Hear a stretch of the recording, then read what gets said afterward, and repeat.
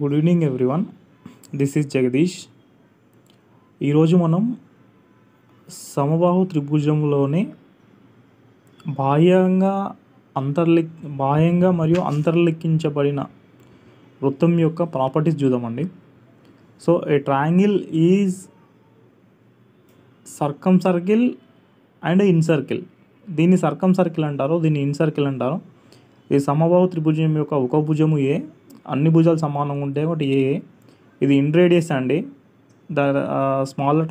Smaller circle యొక్క radius ఇది. Bigger triangle లేదా సర్కమ్ సర్కిల్ యొక్క రేడియస్ క్యాపిటల్ ఆర్ అండి. సో మనము ఇంపార్టెంట్ ప్రాపర్టీస్ని చూద్దాం. What is in radius? In radius అంటే తెలుగులో ఏమంటారు అండి? అంతర్వ్యాసం అంటారు కదా. అంతర్వ్యాసార్థం ఎంత అండి?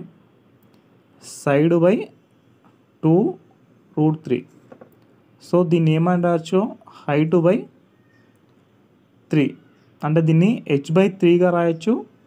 అంటే ఇక్కడ వ్యాసార్థం ఇది స్మాల్ ఆర్ రావాలంటే హైట్ బై 3. హైట్ అంటే what is the perpendicular to the A బిందువు నుండి లేదా ఏ శీర్షం నుండి కిందికి రాయబడిన ఈ హైట్కి బై 3తో డివిజిబుల్ చేసిన ఆన్సర్ అనేది ఇన్ రేడియస్ వస్తుంది. లేదా సైడ్ని 2√3తో చేసినా వస్తుందండి. సో ఇది ఇన్ రేడియస్. మర్చిపోరు కదా, a/2√3 = h/3. మనం ఏది గుర్తు, హైట్ ఇస్తే, ఒకవేళ క్వశ్చన్లో హైట్ ఇస్తే హైట్ బై 3 చేస్తే మనకు ఇన్ రేడియస్ వస్తుంది. లేదు మనకు సైడ్ ఇస్తే దాన్ని ఇచ్చిన సైడ్ని 2√3 తోటి డివిజిబుల్ చేస్తే మనకు ఇన్ రేడియస్ వస్తుంది. అలా గుర్తుపెట్టుకోండి. ఏరియా ఆఫ్ ఇన్ సర్కిల్ ఎంత అండి?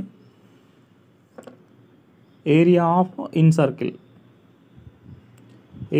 సర్కిల్ అంటే అంటే ఈ పార్ట్ ఉంది కదా, ఈ పార్ట్ యొక్క ఏరియా ఏమవుతుంది? సో πa²/12 ఎంత అవుతుందండి? ఇది πa²/12.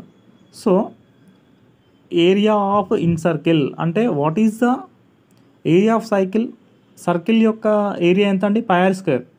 మరి ఎందుకు దీనికి మాత్రమే మరి ఏరియా ఆఫ్ ఇన్ సర్కిల్కి మనము ఎందుకంటే this is the shape of triangle inside. అంటే దీని యొక్క ఏది మెజర్ చేయము, ఇది ఈ పాయింట్ టచ్ అవుతుంది, ఇక్కడ ఈ పాయింట్ టచ్ అవుతుందండి. సో దీని యొక్క ఏరియా అనేది ఇక్కడ